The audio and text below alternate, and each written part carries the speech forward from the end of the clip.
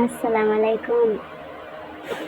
زه تاسو ته د پخلي د طریقولو اندازه ښیم. موږ تاسو باید څنګه وکړو چې پخلی وکړو، یا باید موږ تاسو څنګه وکړو چې ترکاري پخه کړو، په کوم ډول باندې، په کوم اندازه باندې تاسو ته وایم.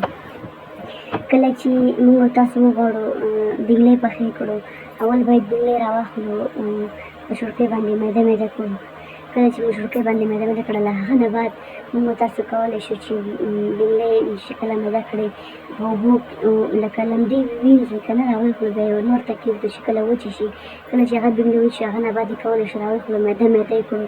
کله مو چې میده میده کړه، له هغه نه بعد موږ تاسو کولی شو چې بینګلې راواخلو، نور ته مې کېغوستل، لږ یې وچې شانتې شوې، بیا یې راواخلو، میده میده یې کړو. کله مو چې میده کړه، له هغه نه بعد لږ غوړي ورته داسې دومره شانتې پتیلې کې، یا ډېرې وي یا غټه پتیله وي، لږ وي وړه شانتې پتیله، یا کړایچې شانتې وي، نو باید پتیله راواخلو. موږ تاسو پکې باید ترکاري واچوو، غوړي هم پکې واچوو، ترکاري هم پکې واچوو، بینګلې.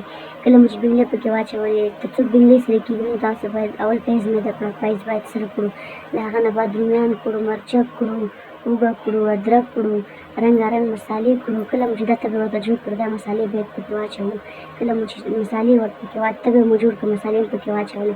له هغه نه بعد موږ تاسو کولی شو ترکاري راواخلو، او په بینګلې راواخلو او په دیګي کې واچوو. هغه نه بعد دیګی دا شانتې ولړو.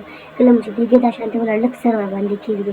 کله مو چې لږ سر ورباندې کېښود، دې کې 1 منټ یا 2 منټه پرېږدو. کله مو چې 1 منټ یا 2 منټه پرېښود، له هغه نه بعد کولی شو موږ تاسو بینګلې راکېباسو، یو کاپ کې واچوو یا یو کاسې شانتې کې واچوو، دسترخوان خور کړو، باید بسم الله ورته تېره کړو، بسم الله ورته ووایو چې اعوذ بالله من الشیطان الرجیم، بسم الله الرحمن الرحیم. له هغه نه بعد کولی شو موږ تاسو بینګلې وخورو. واورئ که په دې ډول باندې بینګلې پخېدا نه ډېر خوند کوي.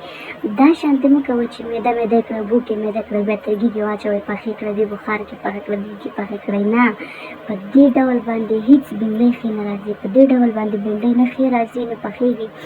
موږ تاسو باید بینډۍ په داسې حال کې پخې کړو چې هغه باید ډول اوبو کې واچوو.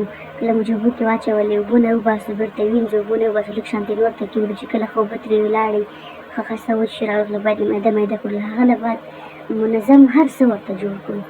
نو دا به د پخلي خپرونې